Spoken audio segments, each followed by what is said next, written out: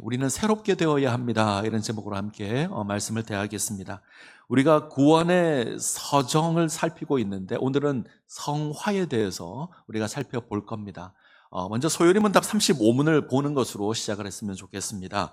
물음은 이렇게 시작하죠. 거룩하게 하신 것이 무엇입니까? 질문을 조금 바꾸면 성화가 무엇입니까? 이렇게 묻는 겁니다. 자, 답은 같이 읽겠습니다. 같이 읽습니다. 거룩하게 하신 것은 하나님의 값없는 은혜의 역사인데 이로써 우리가 하나님의 형상을 쫓아 온 사람이 새로워짐을 얻고 점점 죄에 대하여는 능히 죽고 의에 대하여는 능히 살게 되는 것이다. 우리가 하나님의 형상을 쫓아서 새로워짐을 얻고 점점 죄에 대해서는 죽고 의에 대해서는 사는 것. 그래서 하나님의 형상을 닮아서 죄에 대하여 죽고 의에 대하여 사는 것이 성화입니다. 우리가 구원의 서정을 살펴보고 있습니다. 우리가 하나님의 구원으로 초청을 받았습니다. 이걸 뭐라 그러죠? 제가 설교를 할 때마다 늘 느끼는 건데 처음 듣는 것처럼 반응을 해주셔서 제가 참 감사한 마음이 있습니다. 다 안다 그죠? 아는데 목사가 설교 한번 더 하라고 하시는 줄 알고. 자, 구원으로 초청을 받는 걸, 부르심을 받는 걸 소명이라고 합니다. 이 소명으로 누리는 유익이 세 가지가 있는데 칭의, 양자, 성화 세 가지가 있습니다. 잘 이제 기억하셔야 됩니다. 이제 안 할 거라서. 칭의, 양자, 성화 세 가지가 있습니다. 칭이란 의롭다함을 받는 겁니다. 의롭다 칭함을 받는 겁니다. 죄가 깨끗하게 지워진 것은 아닙니다. 죄는 그대로 있는데 하나님께서 이 죄를 간과하십니다. 눈여겨보지 않고 넘기십니다. 예수 그리스도의 십자가의 보혈을 보시고 우리 죄를 눈여겨보는 것이 아니라 넘기시고요. 이것으로 의롭다 칭하십니다. 이걸 칭의라고 합니다. 양자는 우리를 하나님의 자녀 삼으시는 거죠. 우리가 하나님의 자녀로 입양되어서 하나님의 권세를 누리게 하십니다. 하늘에 계신 그 하나님을 아빠, 아버지라 부르는 그 놀라운 권세를 누리는 것, 이게 양자입니다. 여기서 한 가지 생각해야 될 것이 있는데 우리 죄입니다. 그러면 우리 죄는 어떻게 되는가? 죄의 문제는 어떻게 됩니까? 라고 물을 수 있죠. 우리가 구원으로 부름을 받았습니다. 의롭다 칭함을 받았고 하나님을 아버지라 부르는 하나님의 자녀가 되었습니다. 너무 감격스러운데, 그런데 그 놀라운 구원과 신분을 지니고 있는데 우리 삶을 보면 죄가 하나도 없습니까? 아니요. 우리가 사는데 죄가 있습니다. 우리가 여전히 죄를 짓고 삽니다. 이 죄가 아직 우리에게 있다는 겁니다. 이렇게 물을 겁니다. 우리가 죄에서 구원받은 것 아닙니까? 왜 죄가 있습니까? 죄가 있습니다. 말씀드린 것처럼 하나님께서 죄를 간과하신 거지, 눈여겨보지 않으신 거지, 이 죄가 사라진 것이 아닙니다. 없어진 것이 아닙니다. 이 남아있는 죄에 대해서 우리가 죽고 의에 대해서 사는 것, 이것을 성화라고 합니다. 그래서 한마디로 우리가 죄를 떠나서 거룩하게 되는 것이 성화다. 자, 이 성화를 생각하실 때 기억해야 될 것이 세 가지가 있습니다. 이 세 가지가 있는데 첫 번째는 성화는 단번에 주어지지 않습니다. 구원의 서정을 잘 보시면 모두 대부분이 과거형입니다. 소명, 중생, 믿음, 회심, 칭의, 양자까지 과거형입니다. 이건 단번에 주어집니다. 하나님이 의롭다 칭합니다. 양자도 동일하죠. 너는 내 아들이라 이렇게 선포하고 입양하면 끝입니다. 자, 소명부터 양자까지 단번에 주어지는 것이고요. 우리가 단번에 받은 하나님의 은혜입니다. 이것을 두고 우리가 구원을 받았다, 이렇게 과거형으로 고백합니다. 근데 성화는 아니에요. 성화는 과정입니다. 우리가 예수를 믿는 그 순간부터 성화가 시작됩니다. 하나님의 부름을 받을 때까지 성화되어 갑니다. 성화는 현재형입니다. 우리가 구원을 이루어 간다, 이렇게 표현합니다. 우리 이 땅을 살면서 계속 성화되어야 합니다. 성화는 단번에 이루어지는 게 아니다. 자, 두 번째, 성화는 우리가 구원받은 구원의 목표가 됩니다. 우리가 새 생명을 얻었습니다. 죄 사함을 받았고 하나님의 자녀로 불립니다. 우리 신분이 변했습니다. 근데 이것은 끝나는 것이 아니죠. 하나님의 자녀로 부름받은 우리는 하나님을 가까이 하고 하나님을 섬기고 하나님을 예배합니다. 하나님을 닮아가야 합니다. 하나님의 거룩하심처럼 우리도 거룩하게 되어야 합니다. 이처럼 거룩하게 되는 것, 이것이 우리 신앙의 목표가 됩니다. 자, 세 번째, 성화는 하나님의 은혜인 동시에 우리의 노력이기도 합니다.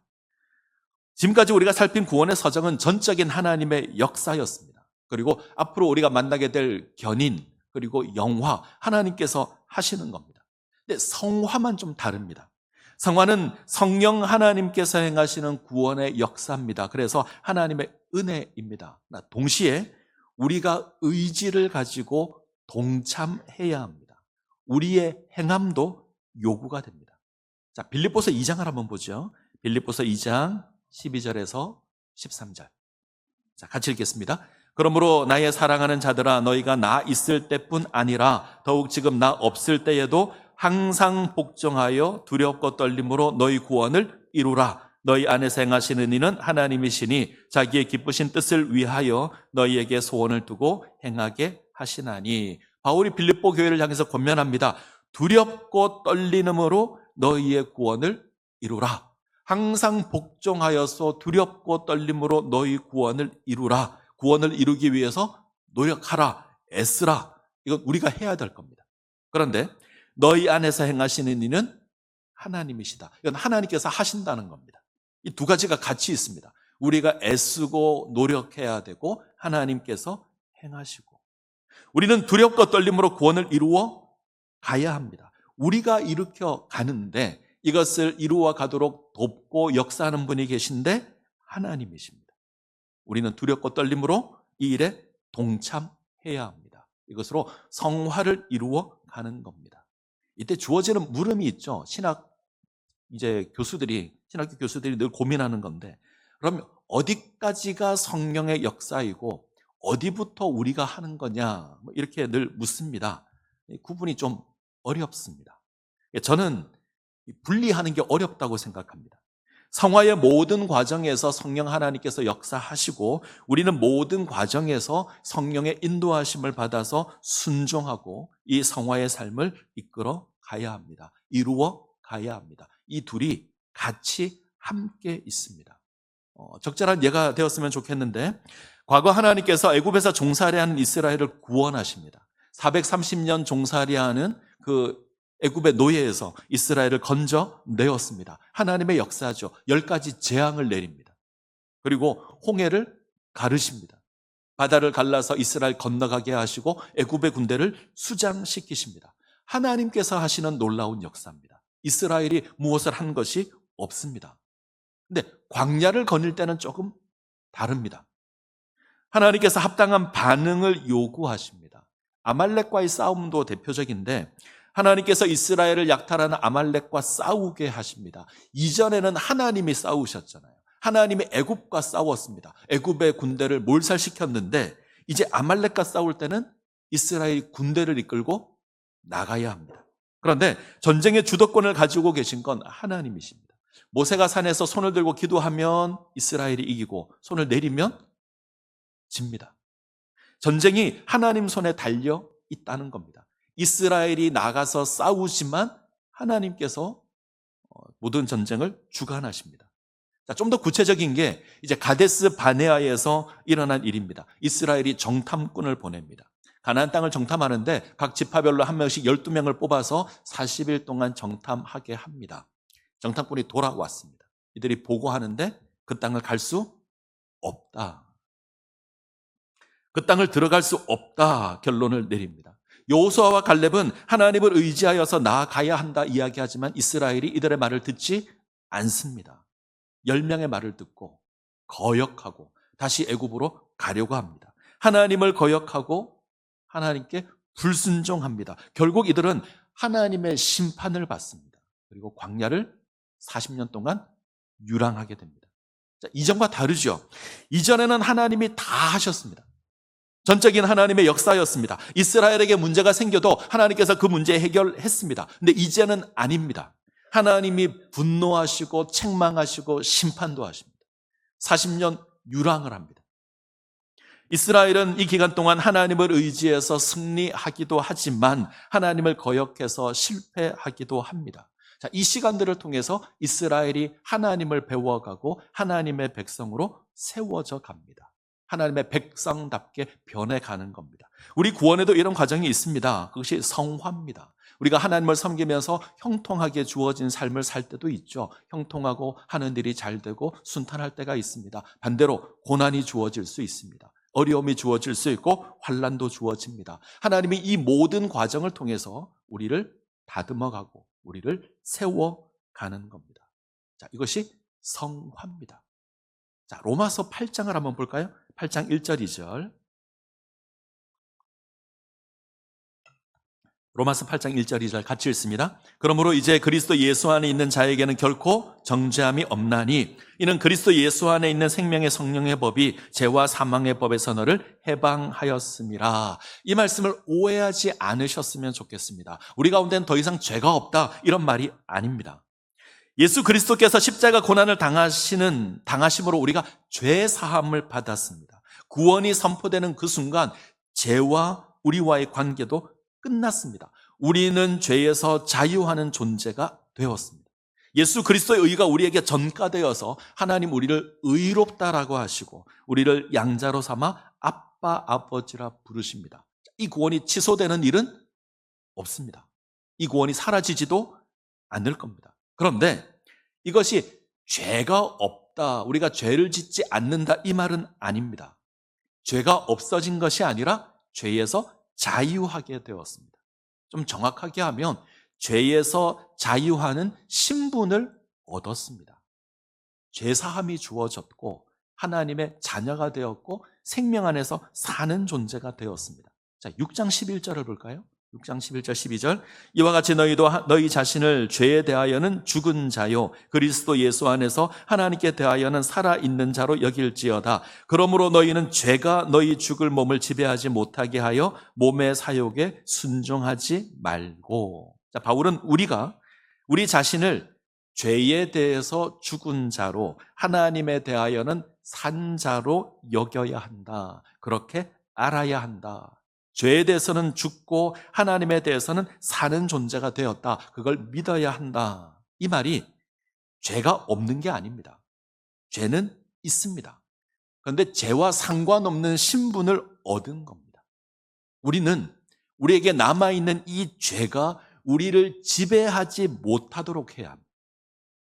우리 몸을 죄에게 내어주어서 불의의 도구가 되는 것이 아니라 우리 몸을 의의 도구로 내어줘서 하나님의 나라를 위해서 사용되어야 합니다. 이것이 바울의 권면입니다.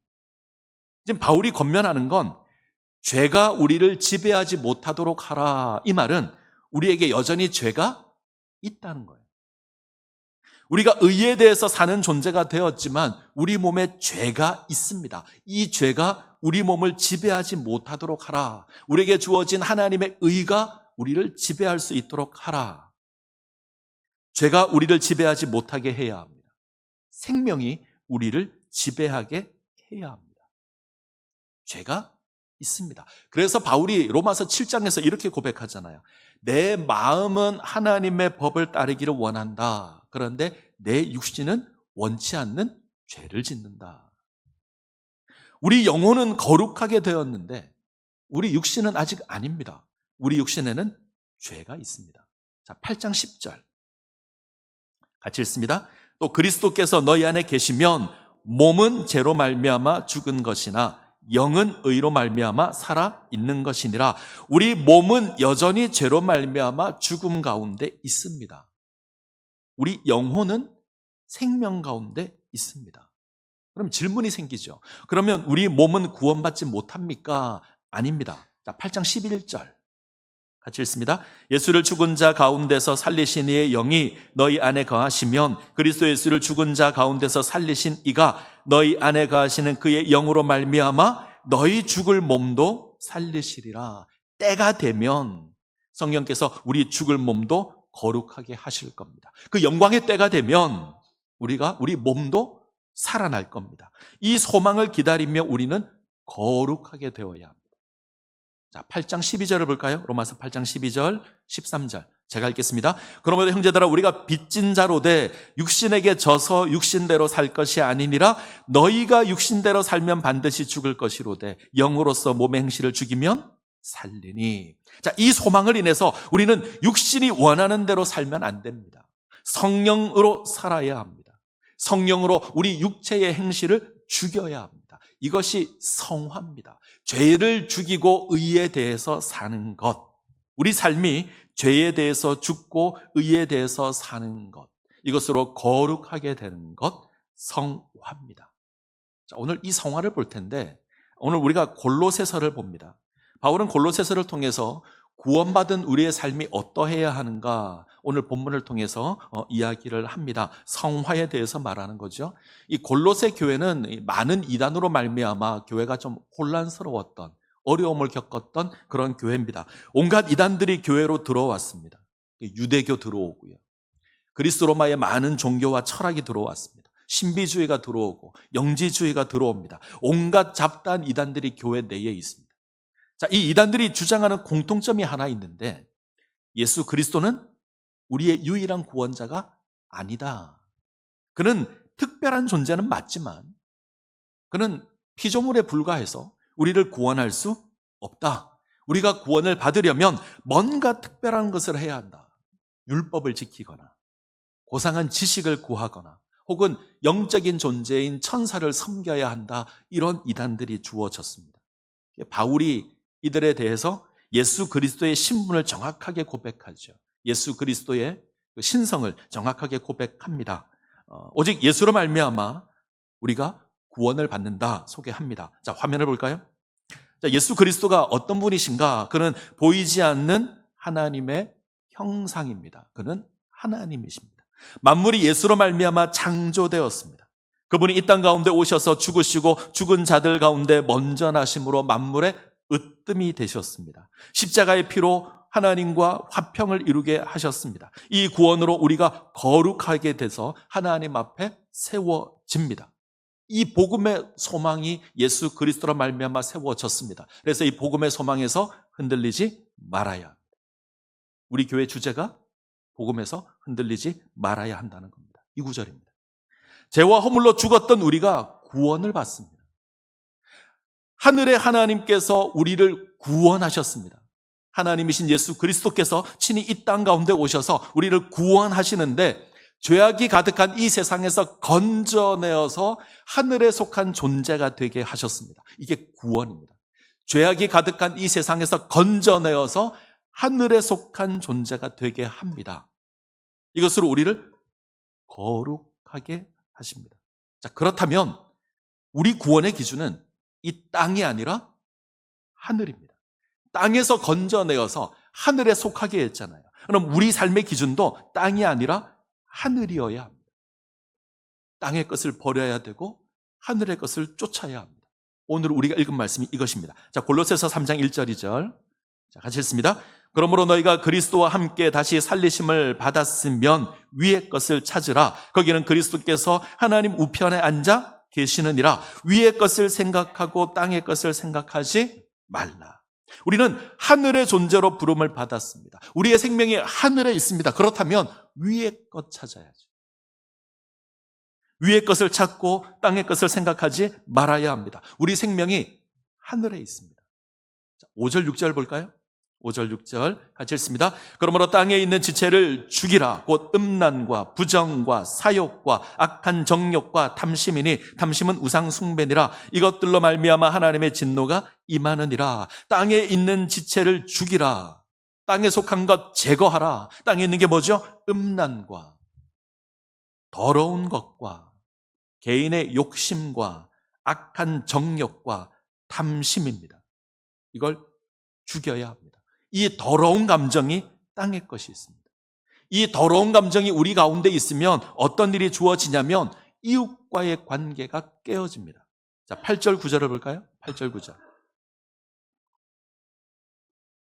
같이 읽습니다. 이제는 너희가 이 모든 것을 벗어버리라. 곧 분함과 노여움과 악의와 비방과 너희 입에 부끄러운 말이라. 너희가 서로 거짓말을 하지 말라. 옛사람과 그 행위를 벗어버리고. 방금 봤던 땅에 있는 그 악한 감정들이 우리 가운데 있으면 우리가 서로를 향해서 분노할 겁니다.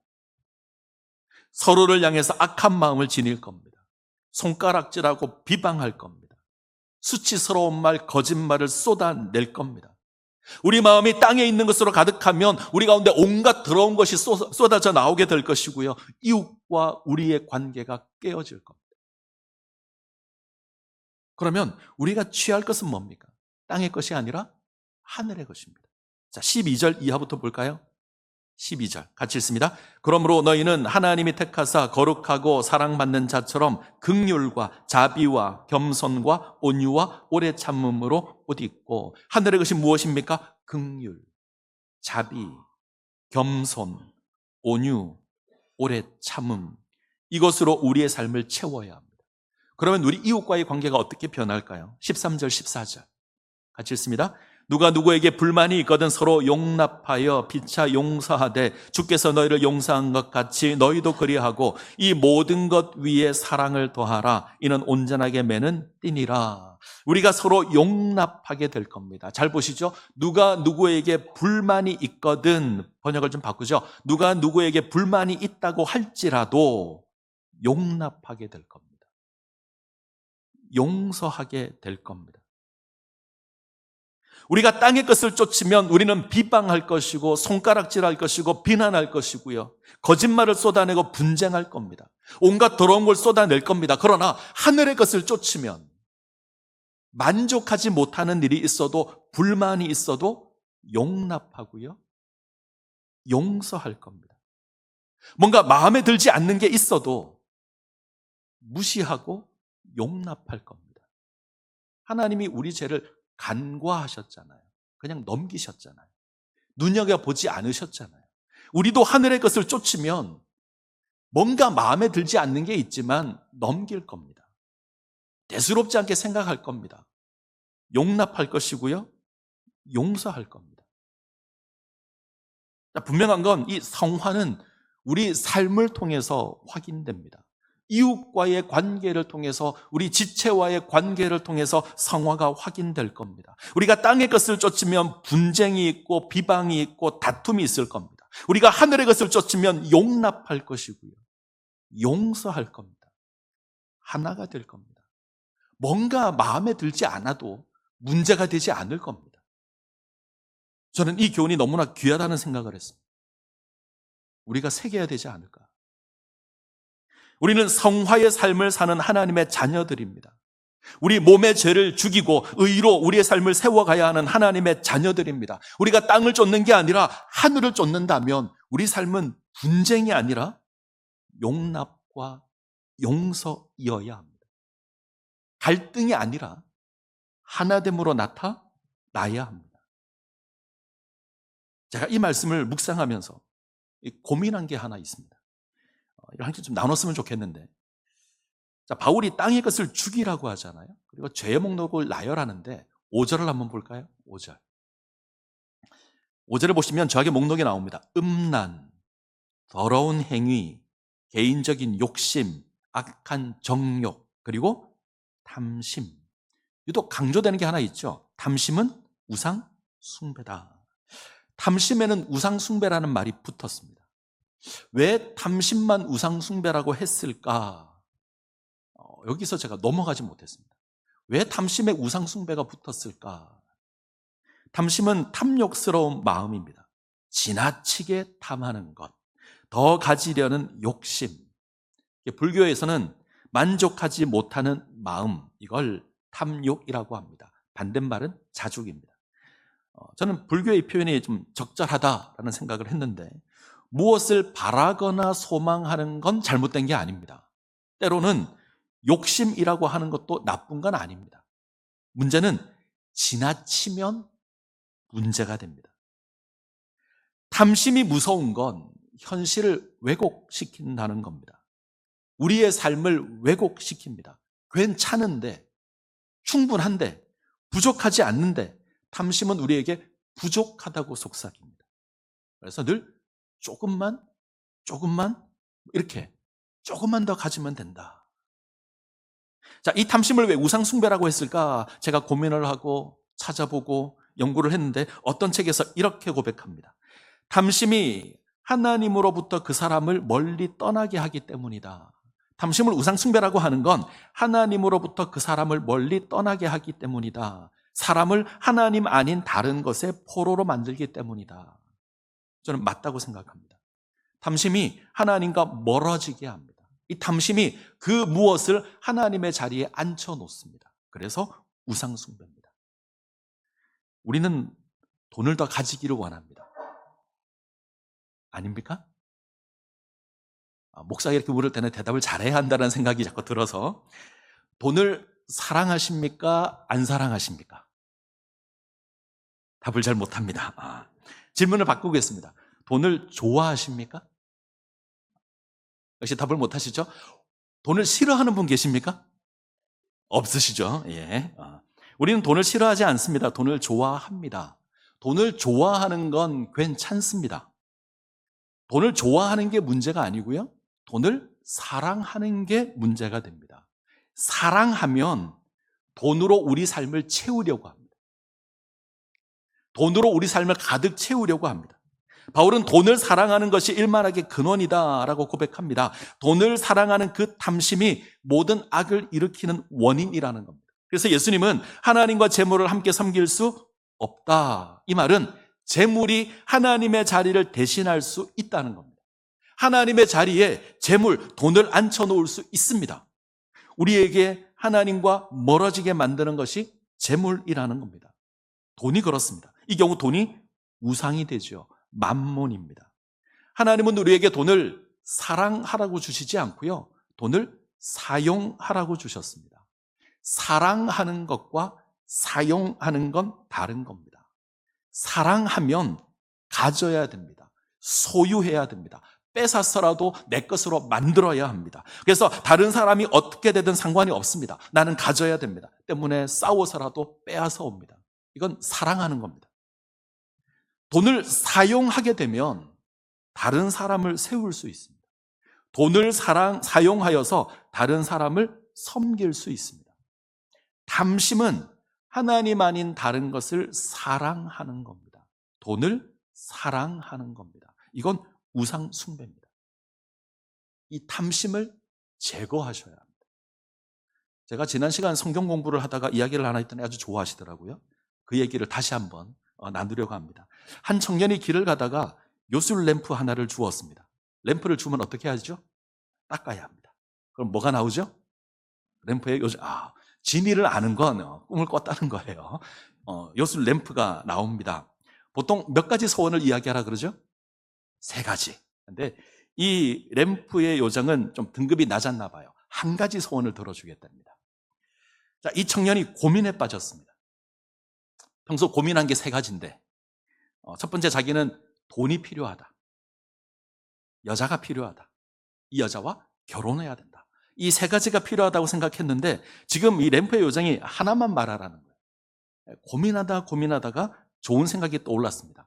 3가지 소원을 한 번에 말하면 그러면 들어주지 않을까? 그래서 크게 외쳤습니다. 돈, 여자, 결혼. 어떻게 됐을까요? 네, 돈 여자와 결혼했습니다. 돈 여자와 이해가 되시죠? 이해가 되시는군요. 자, 하나 더 해보죠. 한 부부가 있었습니다. 이 부부가 동갑인데 30살에 결혼을 해서 30년을 같이 살았습니다. 결혼 30주년이 되는 날 천사가 나타났습니다. 부부에게 소원을 말하라. 이 천사는 아까 그 램프의 요정보다는 등급이 높았나 봐요. 아내에게 하나, 남편에게 하나. 소원을 말하면 내가 들어주겠다. 그러자 아내가 말합니다. 우리 부부는 지난 30년 동안 너무 분주하게 사느라 여행을 하지 못했습니다. 내가 남편과 세계 일주를 하고 싶습니다. 그랬더니 항공권과 숙박권이 준비가 되었습니다. 남편이 감동을 받았어요. 아내가 말하는 것에 감동받은 게 아니고 소원이 이루어진다는 것에 감동을 받았습니다. 그런데 천사가 남편에게 말합니다. 너의 소원이 뭐냐? 그러자 남편이 고민을 합니다. 한참을 고민하다 나는 평생 동갑내기 아내와 30년을 살았습니다. 이제는 30살 어린 아내와 살고 싶습니다. 천사가 약속을 돌아줬습니다. 어떻게 됐을까요? 남편이 갑자기 90살이 되었습니다. 그래서 60살 된 아내와 세계 일주를 했다. 뭐 이런 이야기가 있는데, 탐심이 얼마나 어리석은가를 말하는 겁니다. 자, 누가복음 12장을 볼까요? 누가복음 12장 15절. 같이 읽습니다. 그들에게 이르시되 삼가 모든 탐심을 물리치라. 사람의 생명이 그 소유에 넉넉한 데 있지 아니하니라 하시고, 예수님께서는 탐심을 물리치라고 하십니다. 사람의 생명이 소유에 넉넉한 데 있지 않습니다. 사람의 가치가 무엇을 가졌는가에 결정되지 않습니다. 근데 탐심은 계속해서 속삭이는 겁니다. 부족하다, 모질하다, 더 가져야 한다, 조금만 더 가지면 된다, 그러면 네가 더 나을 거다. 이 탐심에 사로잡히면 이웃과 분쟁합니다. 이웃과 분쟁해서 내 것을 취하려고 합니다. 싸우고 속이고 거짓을 말합니다. 자, 무엇을 바라고 소망하는 게 문제가 아닙니다. 중요한 건 방향입니다. 우리가 이 땅을 바라보면서 무언가를 바라고 소망하면 그것은 탐심이 될 겁니다. 근데 하늘을 바라보면서 바라고 소망하면요, 그것이 비전이 되고 그것이 소명이 됩니다. 우리에게 주어진 하늘의 생명을 누리고 나누는 것이 우리의 비전이고 우리의 사명입니다. 자, 제가 땅에 있는 것을 보면서 주목했던 게 탐심이었습니다. 그러면 하늘에 있는 것도 보면 뭔가 있을 것 같았어요. 그래서 하늘에 있는 것들을 주목해 봤습니다. 여러 가지 단어가 눈에 띄는데 하나가 보였습니다. 어렵지 않았습니다. 자, 3장 14절을 볼까요? 골로새 3장 14절 같이 읽습니다. 이 모든 것 위에 사랑을 다하라. 이는 온전하게 매는 띠니라. 공동번역은 이렇게 번역합니다. 사랑을 실천하십시오. 사랑은 모든 것을 하나로 묶어 완전하게 합니다. 사랑이 모든 것을 완전하게 할 겁니다. 모든 것을 묶어서 하나 되게 하는 그 사랑이 우리에게 있습니다. 누군가를 보면 답답하고 누군가를 보면 불만이 생기는데 이 사랑이 있으면 용납할 수 있습니다. 용서할 수 있습니다. 우리가 하나가 될 수 있습니다. 우리 주변에 있는 모든 것들을 볼 때에, 모든 사람을 볼 때 다 마음에 안 들잖아요. 뭔가 불편한 것이 있고 뭔가 나를 속상하게 하는 게 있는데, 사랑이 있으면 넘어설 수 있습니다. 그것이 문제가 되지 않을 겁니다. 우리가 하나가 될 겁니다. 자, 이 사랑이 어디서 생겼을까요? 우리가 어디서 이 놀라운 사랑을 받았을까요? 자, 3장 12절 볼까요? 3장 12절 같이 읽습니다. 그러므로 너희는 하나님이 택하사 거룩하고 사랑받는 자처럼 긍휼과 자비와 겸손과 온유와 오래 참음으로 옷 입고, 바울은 이렇게 고백합니다. 너희는 하나님이 택하사 거룩하고 사랑받는 자처럼, 번역을 좀 바꾸죠. 너희가 하나님의 택하심으로 사랑을 받아 거룩하게 되었다면. 우리가 누구에게서 사랑을 받았습니까? 하나님에게서요. 하나님 우리를 사랑하셨고 우리에게 사랑을 주셨습니다. 하나님께서 우리를 사랑하셔서 우리를 택하셨습니다. 예수 그리스도께서 우리를 사랑하셔서 우리를 위해서 이 땅에 오시고 죽으셨습니다. 성령 하나님께서 우리를 사랑하셔서 우리 마음 가운데 내주하십니다. 우리를 인도해 가십니다. 이 사랑 우리가 받았습니다. 그렇다면 이 사랑으로 행하셔야 합니다. 오늘날 사회 이슈가 되고 있는 여러 가지가 있는데 그중 하나가 백종원 씨가 운영하는 더본코리아라는 회사가 있습니다. 그리고 이 더본코리아의 자회사 가운데, 프랜차이즈 가운데 연돈볼카츠라는 게 있습니다. 자, 한번 먹어보려고 그러는데 아직 못 먹어봤어요. 이 프랜차이즈 가맹점이 있는데 이 가맹점의 일부 점주들하고 갈등이 생겼습니다. 일부 점주들이 가맹점을 모집할 때 너희가 이만큼 돈을 번다고 약속하지 않았냐? 그런데 실제 매출이 다르다. 너희 본사가 책임져야 한다. 본사는 이렇게 얘기하죠. 저 사람들이 억지를 부린다. 저 사람들이 충분하게 하지도 않고 억지를 부린다. 이렇게 주장을 합니다. 조만간에 결론이 나겠지만 좀 씁쓸한 생각이 듭니다. 우리는 늘 노사 갈등 이런 단어를 듣습니다. 파업 이런 게 우리에게 익숙합니다. 이게 우리에게 손해가 된다는 걸 아는데 우리가 이것을 하는 이유는 당장은 손해지만 이렇게 해서 내 주장을 관철시키면 이득이 되기 때문에 그렇게 합니다. 이를 보면서 이런 마음이 생겼습니다. 왜 직원들은 회사를 사랑하는 마음으로 회사가 더 잘 되도록 양보하지 못할까? 왜 회사는 직원들을 위해서 이윤을 조금 남기고 더 많이 베풀지 못할까? 왜 프랜차이즈 가맹점들은 본사가 조금의 이익을 더 취하도록 양보하지 않을까? 왜 본사는 이 가맹점들이 더 이득을 볼 수 있도록 더 지원하지 않을까? 왜 안 될까? 제가 철모르는 이야기를 하고 있는 걸까요? 너무 이상적인 이야기를 합니까? 내가 어떻게 하면 저 사람을 도와줄 수 있을까? 내가 어떻게 하면 저 사람을 용납할 수 있을까? 내가 어떻게 하면 저 사람이 잘 되도록 내가 세워줄 수 있을까? 우리가 이런 고민 잘 안 합니다. 대신에 어떤 고민들을 하죠? 내가 어떻게 하면 저 사람을 누르고 내가 올라설 수 있을까? 어떻게 하면 나의 주장을 관철시킬 수 있을까? 어떻게 하면 내가 저 사람을 수치스럽게 만들 수 있을까? 내가 어떻게 하면 저 사람을 무시할 수 있을까? 어떻게 하면 저 사람의 흠을 찾아내어서 곤란하게 만들 수 있을까? 이런 생각은 굉장히 자주 합니다. 왜 이럴까? 답은 너무 쉽습니다.